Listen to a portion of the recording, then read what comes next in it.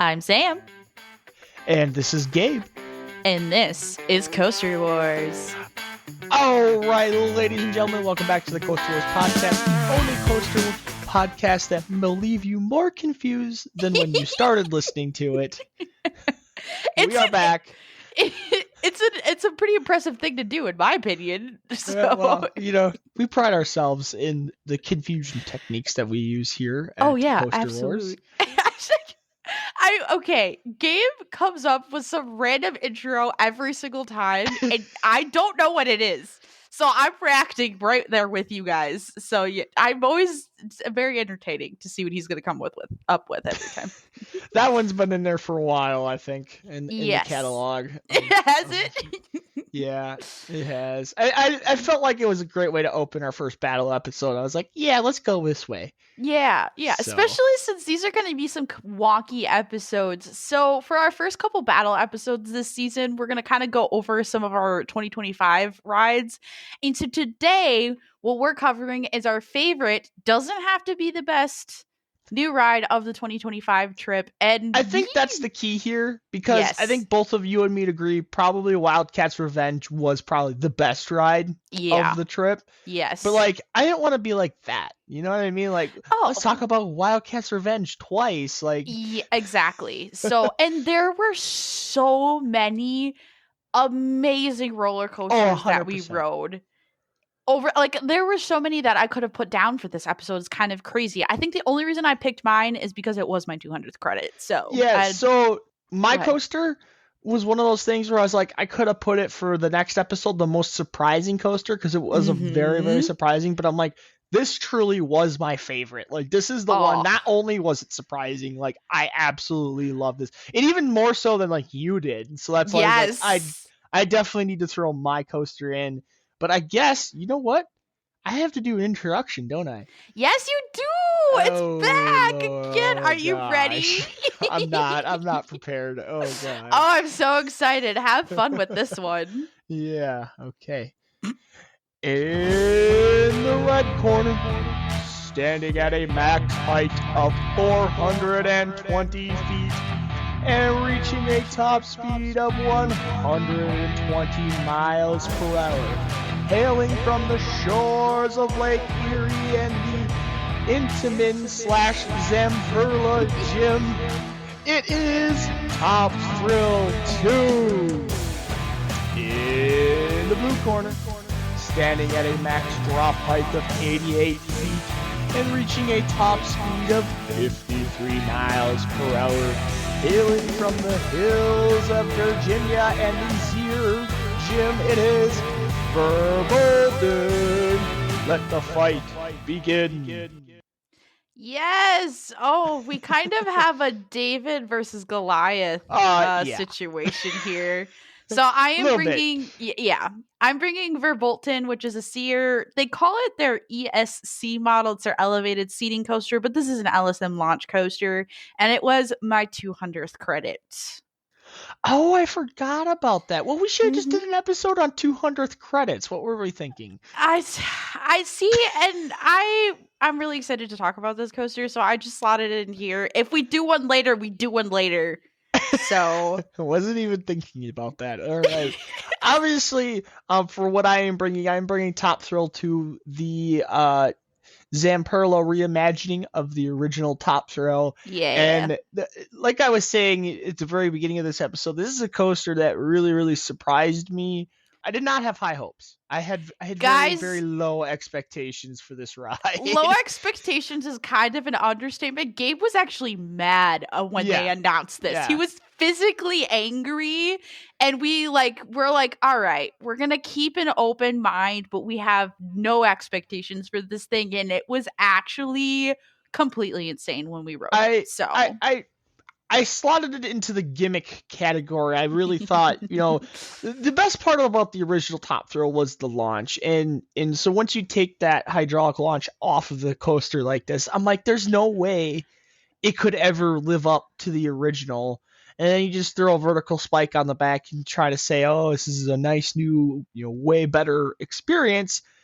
And guess what? It actually was. Like, yes. 100%. I was wrong. I will say it. Like, this coaster blew me out of. Why don't we just dive right into top? I was literally about to say the same thing. I'm like, why don't we just get into the whole situation here, Gabe? So, like I said, going into Top Thrill 2, I was very disappointed that they took out the hydraulic launch. That was the thing that made the original Top Thrill what it was. However, that being said, the two biggest changes to this coaster is the launch and the spike. Mm-hmm. Kind of take away some of the issues the original Top Thrill had. Yep. And add some new elements. The biggest thing is the train. The train it seems to be heavier. Would you say heavier?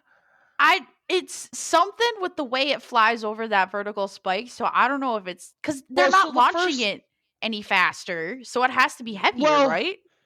Yes and no. So I don't think they're launching it quote unquote any faster, but I think they're hitting that speed more consistently. So if you watch some of like El Toro's videos about the original Top Thrill and even King Ka, because he actually operated King Ka back when he was a roller coaster operator before his YouTube channel, and he talks about how the trains would have to launch at different speeds depending on the weight of the passengers and everything, and that the lighter trains would actually launch faster. Oh. So basically, a heavier train carries its speed, like it has more momentum. Yep. So like it doesn't need as fast as an initial launch speed to carry the momentum up and over the top hat. I see. See, where with the LSM system versus the hydraulic launch, I would think they could probably launch the train at a more consistent speed without being concerned about it either going too fast or too slow over the top hat. You get what I'm saying? Yeah. And I think, not to mention, I feel like with a swing launch, because the train is already traveling at a specific speed, it probably like takes almost less energy to get it up to that top speed anyways. I would think. Some of it's that, but the other thing is like a hydraulic launch is a cable connected to the thing where it just gets yanked. You know what I mean? Oh, yeah. Where like the LSM launch system, each individual fin can propel the train at a slightly different force. You get what I'm saying? Like it's a more sophisticated system, basically. It is. But the other thing that does for this coaster is it makes the launch a lot more consistent. And in our experience, at least, the coaster was a lot more reliable. It didn't close all day. In fact, it was the one coaster that didn't close the entire day we were at Cedar Point. Yeah, and on top of that, they were freaking pumping out trains. Holy bejesus. Yeah, well, they also had the locker system. And okay, so hold on. Let's address that. Let's address the locker system right here, right now. Yes. In the beginning, we hated it. Absolutely, we thought it was dumb. Like, it's the dumbest thing ever. Why do I have to get? But here's the thing: the lockers are free. Yeah. So that's the first part of this. The second part of it is makes the unloading and loading of the trains so much more streamlined. Well, and I need because trust me, as a coaster enthusiast, we hate lockers just as much as everybody else. Yep. But in this instance, considering a coaster that is lower capacity, not sometimes does have reliability issues, because there is always a concern with a coaster of this size of it being reliable. Yes. They were nailing dispatch times. They were rolling trains onto the switch track as the second train was like crusting over the top hat. Like that's how good they were doing with their dispatch times, loading and unloading. And a lot of that had to do with the locker system. If you have no items to go put down in a bin or grab them, or you don't have like people like crisscrossing on the one side of the station trying to get around each other, that does streamline the loading and unloading process. And they're absolutely pumping trains out of this thing. But all around great experience. Honestly, I was very surprised. I have to mention here, because this happened to me, is you do have to have closed-toed shoes that wrap around your entire foot to ride this ride. Do not wear sandals if you're going to Cedar Point. My Crocs were okay, right? Yes, your Crocs were okay. It has to just be some kind of enclosed shoe that also has a strap on the back of it. I think that's the biggest thing. You could probably technically actually wear like strapped sandals as long as it had a strap that went all the way around your ankle. I had just a pair of slides on, And Gabe felt so bad. He totally forgot to remind me because he knew about this. Well, what they had me do is they had me take my socks and put them all the way around my sandals. And so I was still able to ride the ride. But if you don't want to have to walk on your socks or like do this every time, wear some kind of, you'll have to look it up on their actual website. But the biggest thing is it has to have a strap that goes all the way around your ankle. So Gabe had to put his Crocs in a 4-wheel drive mode. I did. I had to put him in 4-wheel drive. You know what? Let's just cover the layout really quick. Obviously, It's a very simple layout, so this should go pretty quick. So basically, this coaster starts out, you roll out of the station and into a switch track, which then rolls you basically onto the launch track, and then the switch track behind you flips backwards, or like to the side, I should say. Yeah. So that way when you go to launch backwards, you're then like heading towards the vertical spike. So basically this coaster launches you at around 70 miles per hour forward.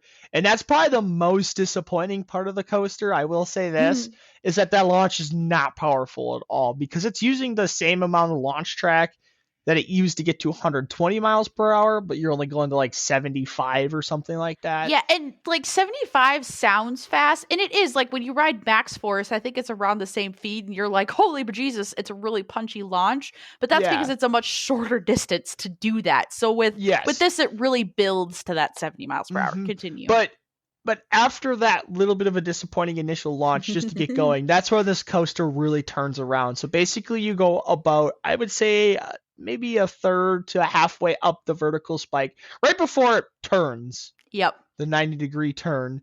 So, and then you're going backwards. And then this is when this coaster really shines. You get an automatic rollback every time. Yep. And then you go backwards, and then it launches you backwards at 100 miles per hour, and that backwards launch is way more intense than it should be. Like you're only adding about 30 miles per hour to the speed of this, the train as it's moving backwards down the track. But when you're going backwards at that speed, it is just so much more intense feeling. Backwards on any roller coaster is crazy enough, and then just to say that you're going 100 miles per hour is like a cherry on top. It makes it terrible. So in the best way possible.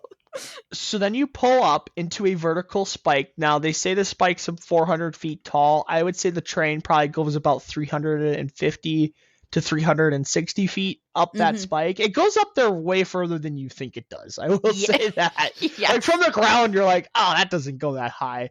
But when you're staring vertical at the ground, 350 feet in the air, it's a completely different stories, right? So basically, you stall out on this vertical spike and you descend back towards the ground, picking up speed. You then pull back onto the launch track where you hit the top speed of this coaster, which is 120 miles per hour. And then you then accelerate towards the top of the top hat. You crest the top hat. And then on your way down, you have the 270-degree spiral. And after that, you then basically pull back down to the ground and you cross the finish line and you roll into the final brakes. It is a very simple coaster. It always has been. Now, the biggest difference is definitely the top hat compared to the original. I mean, obviously there's the vertical spike and the backwards launch, blah, blah, blah, blah, blah. Yeah. But the part that we really compare is that the new Top Thrill 2 seems to fly over the top hat. And so the other thing you get ejector. Like yes. we will say this, especially in the front. Yeah, I was literally just about to say, so we rode this in the back row and we rode this in the front row. And I will say in the back row, you get a little bit of ejector, but then it kind of turns into floater as you go over the rest of it. Front row, ejector the entire time. And then you like never leave being pushed into your restraints because like Gabe said, you go into that vertical 270-degree helix. So you're just like whipped that entire time. And then you finally slam back into your seat when you reach the pull out at the very bottom. Yeah. Well, so that's the other difference is the new trains are taller. That was the other difference I kind of figured out when I was comparing pictures and stuff.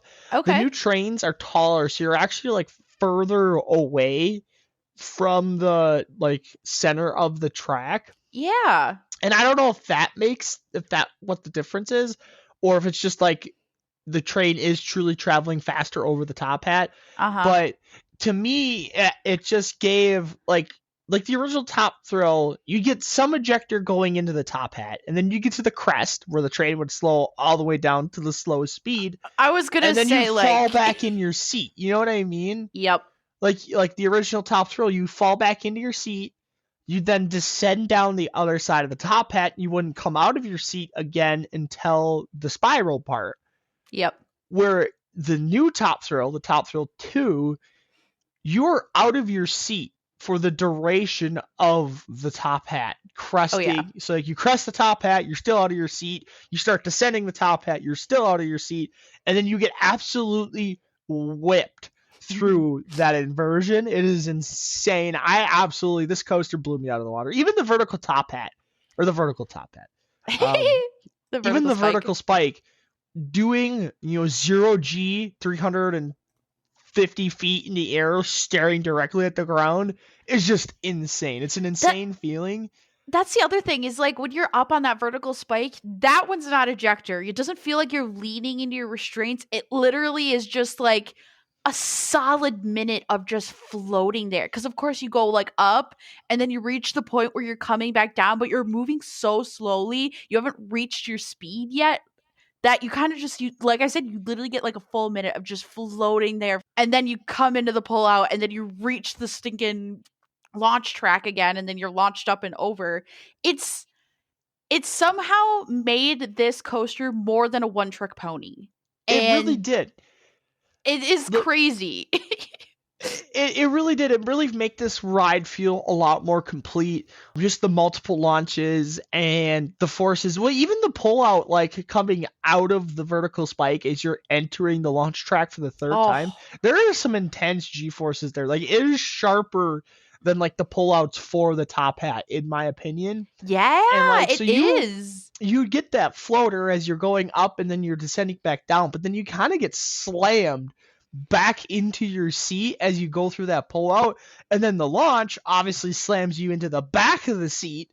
So like it's just an all around, very good ride experience. I thought it was better than the original. I know that's kind of a hot take, but like I actually liked Top Thrill 2 over the original Top Thrill. Guys, you should have seen his smile when we got off this ride for the first time. And of course he's just like, we're going to ride it again, right? And I was like, duh.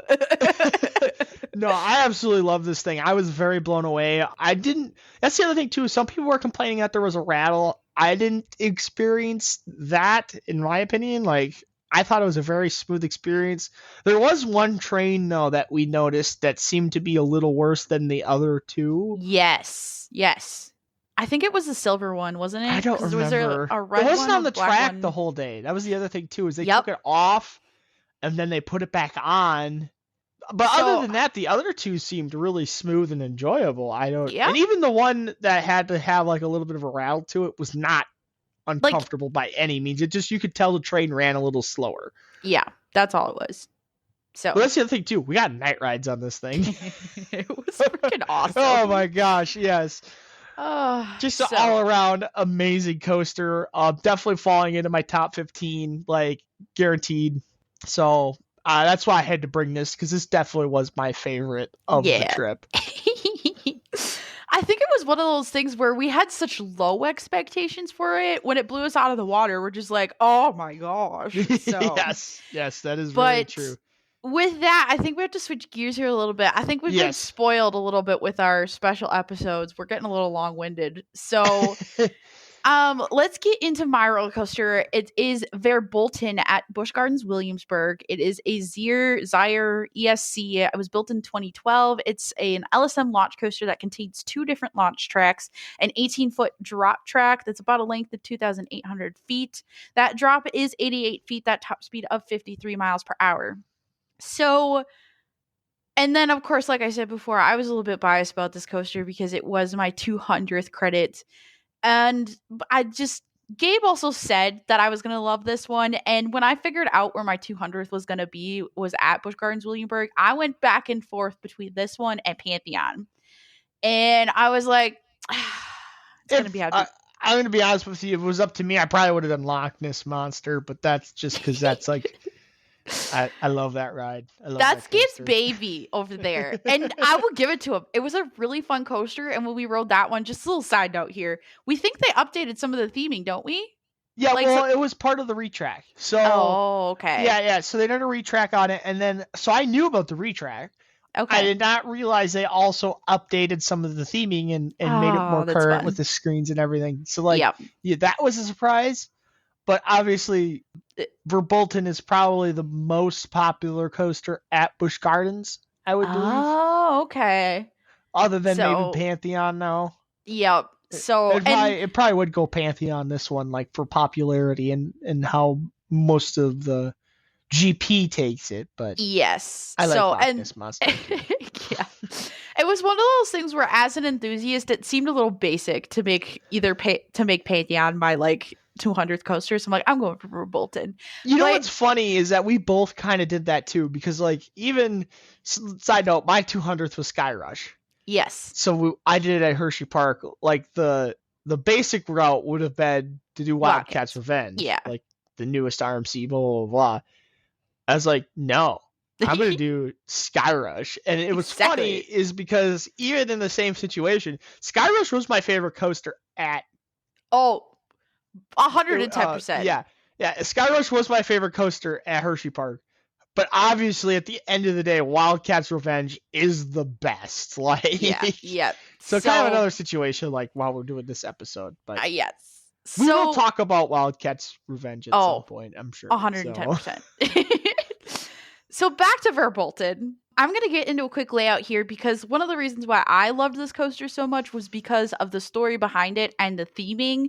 So to just get into a quick layout here for you guys, you start with a left turn out of the station and sort of like an S curve that brings you right into that first launch that rides you all the way up and inside a building for the dark ride section of this ride. You then drop into a banked right turn and then flip into a left-hand ascending helix that brings you into the first brake run, and it slows you down really like a lot, like almost to the point where you're stopping. And then you drop back down into a right bank turn that brings you into another straight piece of track where you move slowly forward, very slowly. The whole thing, too, to remember when I'm explaining this dark section is there's a lot of lighting effects going on. So you have other stuff to look at. So, but this slowdown here, you move forward and then you click into the place, and then this is the drop track. So you drop straight down 18 feet, and then you roll down a little tiny drop before hitting the second launch track, which is a bit more intense, and then you head out into out of the building, and you head into a short right turn, into a left turn that brings you into another brake run, and then this one you drop off that 80-foot drop, and it brings you into a banked curve along the. Is it a lake, Gabe, or a river? I believe it's technically a dammed river, but I could be wrong on that. Oh, that makes a lot of sense because I thought it was a river, but then like in the pictures it's also anyways, you go by the water is the moral of the story. And then before you drop off to the 88-foot drop, there's also some sound effects and stuff. There's like a little house that you're in or whatever. And then that leads into a left bank turn, a right bank turn, and then a basic airtime hill, and finally another left turn before you hit those final brakes. So like I said, another reason why I love this coaster so much is because I am the theming queen. And so when the entire time when you're inside that building, there's all kinds of sound effects and stuff. And now I didn't realize this, but this whole ride, so if you've never been to Busch Gardens Williamsburg, each section of the park is kind of based on a different country. So the section of the park that this ride is found in is called Oktoberfest, which is kind of basically German or like, German inspired. It could be also Austria and stuff like that. But this one specifically is based on the Autobahn, which if you don't know, I feel like everybody does, but if you don't, it's a highway in Germany that has no speed limit, and the Black Forest, which is a forbidden forest that has a lot of mythical creatures that come out of the Black Forest in Germany. It's very notorious. So the story of this ride is that you've booked a car tour with a travel company, And so the trains are designed like you're in a car, and like they're so cool looking. I love the look of the trains. They're so cool. That was my favorite part of the theming, was just the sports car train you get to ride in. So the queue that you walk through before you get to the station is supposed to be designed like the office for this travel company, and like one of the buildings has a bunch of really weird specimens and like a bunch of luggage, which is luggage from other travelers that have been lost. And so the actual ride itself, so you get into the station, which is the garage for the car that you're renting, and then the actual ride itself, basically what happens is there's a lightning storm that causes you to enter the Black Forest. You then have to survive the Black Forest and make it back home. And inside the dark section of this ride, there are apparently 3 stories, which I did not know was a thing, and we rode this coaster twice. So the first one is that it's a forest spirit that's luring you in with pretty music and then, turns against you. The second one is a lightning storm that threatens to destroy you and your car.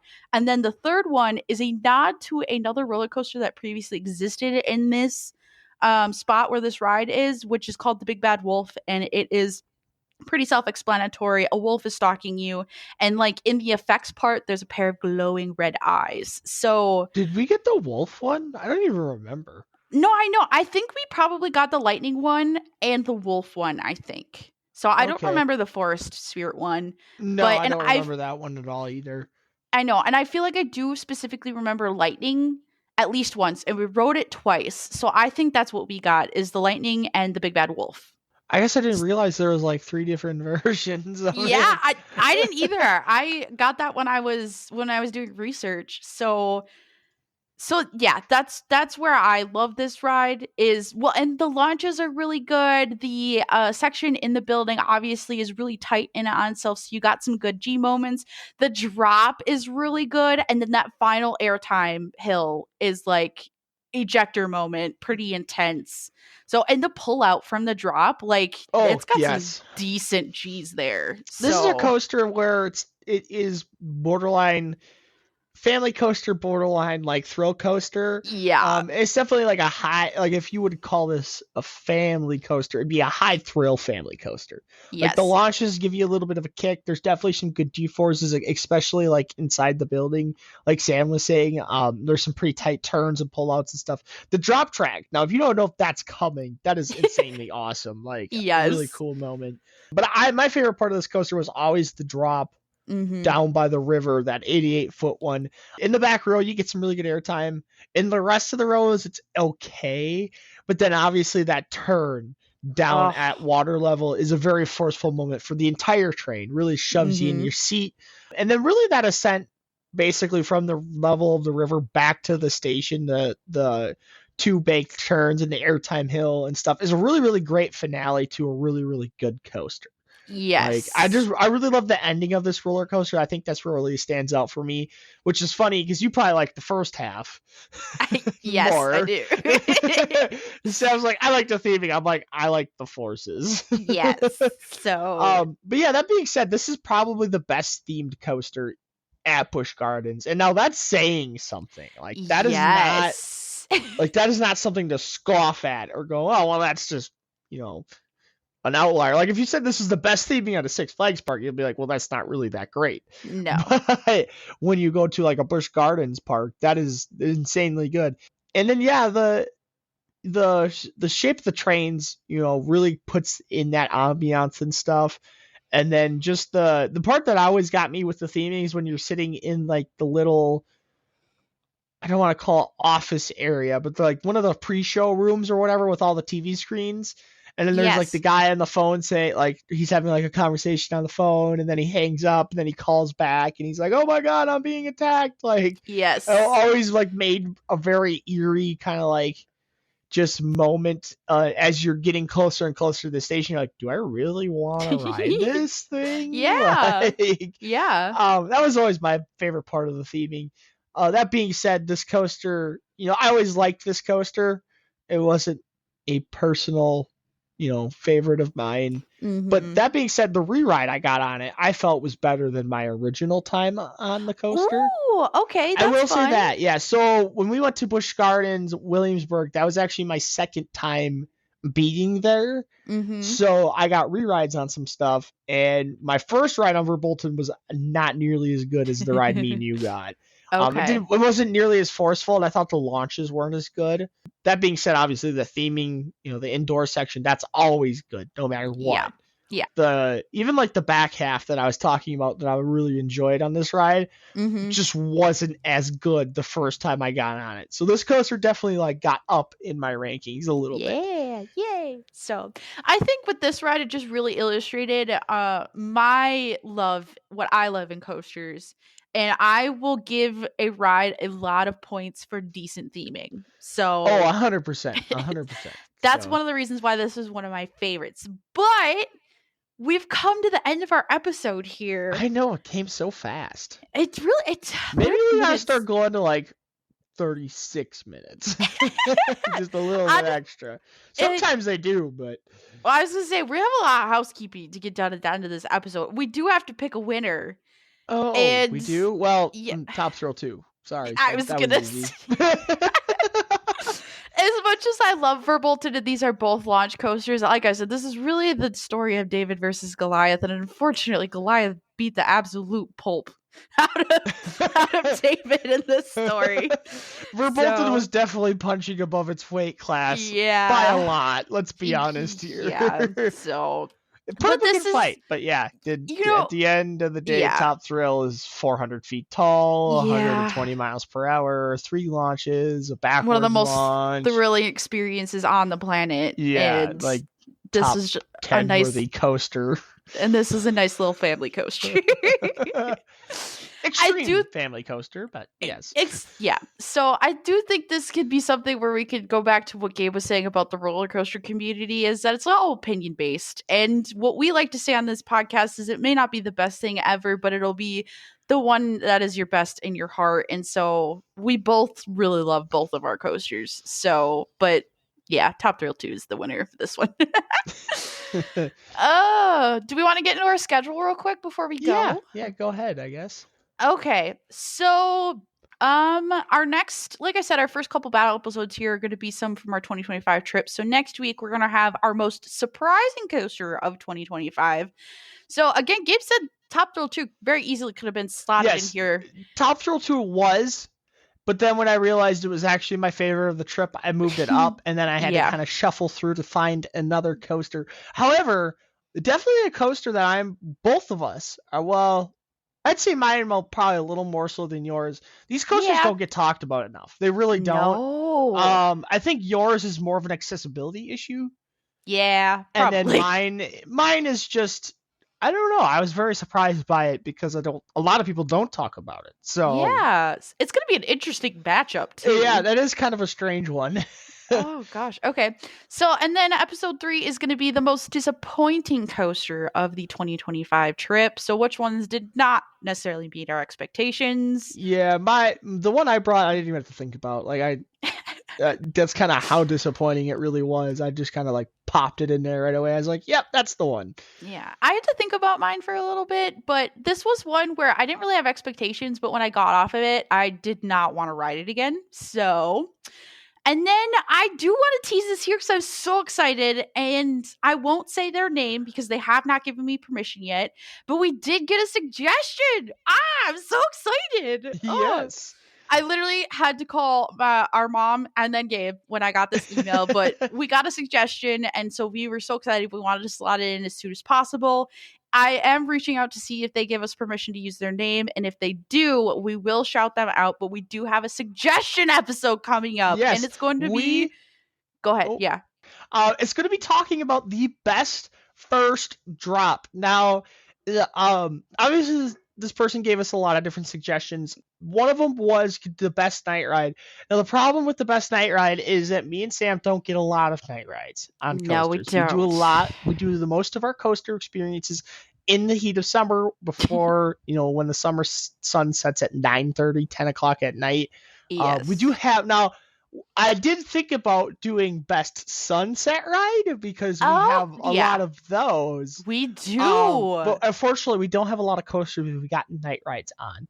No. So this was the other one that I really liked from the suggestions that were given to us was best first drop because it's a very challenging category. There's a lot of options. There's a lot of different ways you could go with it. So. Exactly. So very excited for that. And that's basically our episodes going forward. It was also very hard not for me to just slot Iron Gwazi in there. I will say that because that was my first time. Like Iron Gwazi, definitely my favorite first drop. But like, I don't know. I felt like just because Sam hasn't ridden it, and then I don't know. Every time you want to talk about like best element, best inversion, best first drop, it's going to be Iron Gwazi. So I'm like, I just can't do that for everything. No, exactly. So. It's all right. He's got his. I still haven't picked mine. So there's that. Yes.